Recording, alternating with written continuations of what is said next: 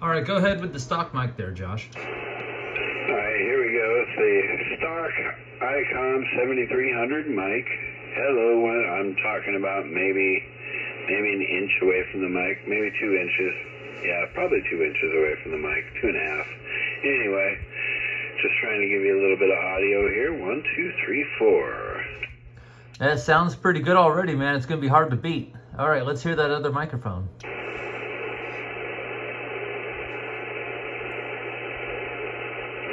All right, and here is the Shure SM7B. Hello, check 1, 2. I like the way this mic sounds personally. I mean, I know the stock mic is hard to beat, but man. Sounds like some broadcast quality audio there, Josh. Sounding really good. All right, we got it.